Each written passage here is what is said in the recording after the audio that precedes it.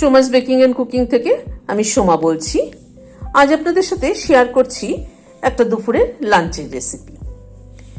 ডালের রেসিপিটা, যেটা মুগ ডাল দিয়ে আলু পটল দিয়ে করেছি, সেই ডালের রেসিপিটা কিন্তু আমি আগের ভিডিওতে আপনাদের সাথে শেয়ার করেছি। আজ শেয়ার করছি মাছের ঝোলের রেসিপিটা।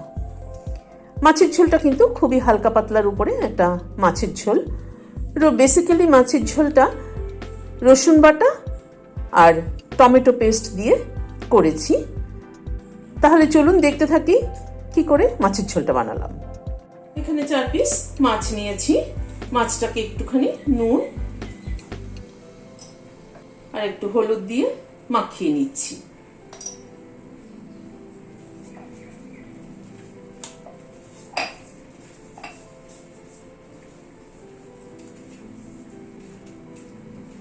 নুন আর হলুদ দিয়ে মাছটা মাখিয়ে নিলাম। গ্যাসে একটা কড়াই বসিয়েছি, সরষের তেল দিচ্ছি।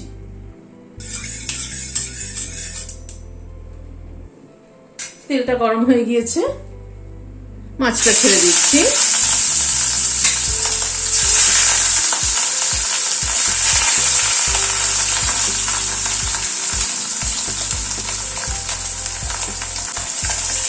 মাছটা উল্টে দিচ্ছি।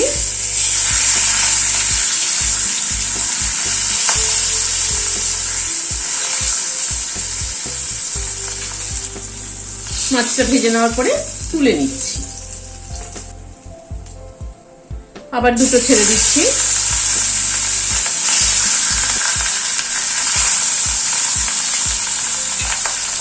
এই দুটো পিসও ভেজে তুলে নিচ্ছি।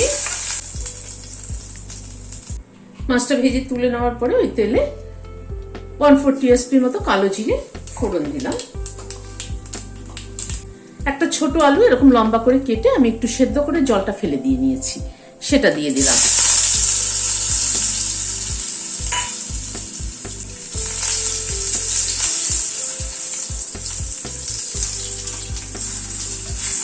আলুটাকে একটু আগে ভেজে নিচ্ছি। আলুটাকে একটু লাল করে ভেজে নিলাম। এখানে 5-6 কোয়া রসুন থেতো করে নিয়েছি, সেটা দিয়ে দিচ্ছি। আজকে কিন্তু আমি কোনো গুঁড়ো মশলা ব্যবহার করব না মাছের ঝোলে। রসুনটা একটুখানি তেলে ভেজে নেব।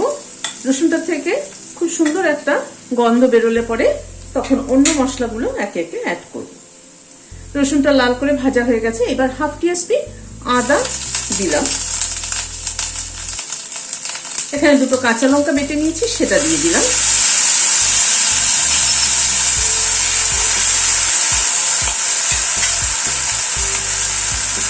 সামান্য পরিমাণে একটু জল দিয়ে দিচ্ছি।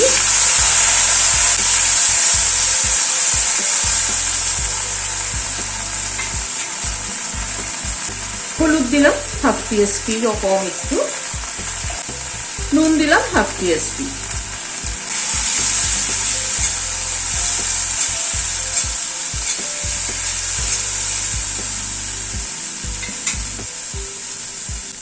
কাশ্মীরি রেড চিলি পাউডার দিলাম সামান্য পরিমাণে একটু, 1/4 টিস্পুন মতো।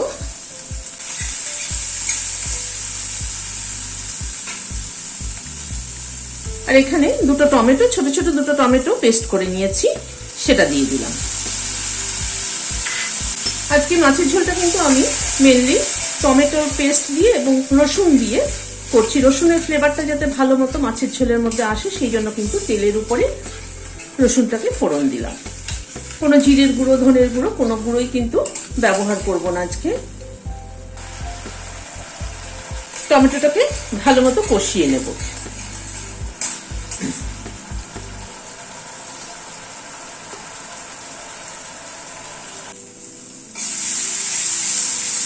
মিনিট 2-3 সময় ধরে টমেটোটাকে কষিয়ে নিলাম। এবার গরম জল অ্যাড করে দিচ্ছি।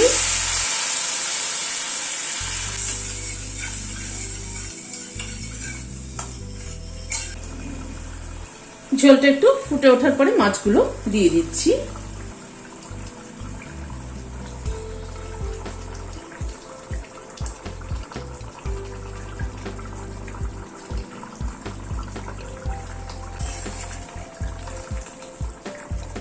মাছটা একটু ঝোলের মধ্যে 2-3 মিনিট ফুটে উঠুক। মাছটা একটু মিনিট 2-3 ফুটে উঠলো। একটা কাঁচা লঙ্কাকে মাঝখান থেকে ভেঙে অর্ধেক করে দিয়ে দিলাম। খানিকটা ধনেপাতা কুচি ছড়িয়ে দিচ্ছি। এবার গ্যাসটা বন্ধ করে দিয়ে ঢেকে দিচ্ছি স্ট্যান্ডিং টাইম 5 মিনিট, কাঁচা লঙ্কা ধনেপাতার ফ্লেভারটা অ্যাবজর্ব হওয়ার জন্য। আমার আজকের ভিডিওটি আপনাদের কেমন লাগলো আমাকে কিন্তু অবশ্যই কমেন্ট বক্সে জানাবেন। আপনাদের কমেন্ট পেলে ভালো লাগে। যদি ভালো লাগে ভিডিওটি তাহলে একটা সাবস্ক্রাইব করার অনুরোধ রইল। আজ তাহলে এখানে শেষ করছি। দেখা হচ্ছে আবার পরবর্তী ভিডিওতে। নমস্কার।